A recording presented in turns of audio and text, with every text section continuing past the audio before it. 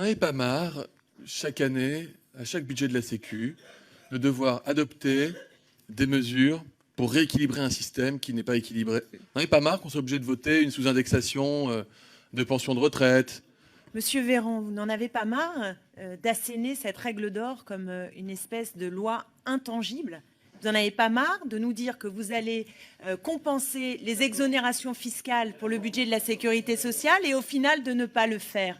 Vous n'en avez pas marre de raconter aux Français que ça va aller mieux alors que vous êtes sans cesse en train de produire des saignées dans les comptes publics? Et je suis désolée, mais les seules personnes à qui s'impose la règle d'or, ce sont les pouvoirs publics, certes, mais sur qui s'abattent les résultats de cette règle d'or? Sur toutes les personnes qui subissent de plein fouet les mesures d'austérité parce qu'il y a moins de services publics, parce que d'un seul coup, on retire de l'argent sur les APL ou sur d'autres choses. Donc la réalité de votre politique, les Français la voient bien. Et le levier sur lequel vous n'agissez pas et vous ne voulez pas agir, c'est celui des recettes.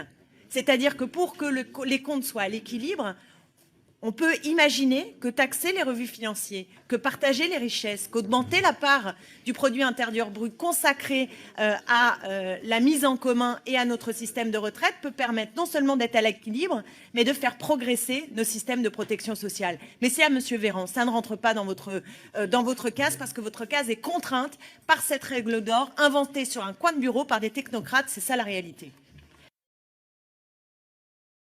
Je voudrais, pour cela, vous parler de Guy Abeille, qui est un économiste à l'origine justement du fameux 3%, qui est en quelque sorte l'inventeur de ce seuil, puisqu'on lui a demandé une règle simple un soir, pour marquer du sceau de l'expertise, en fait, ce qu'on pourrait répondre dès lors qu'un visiteur viendrait et serait très budgétivore.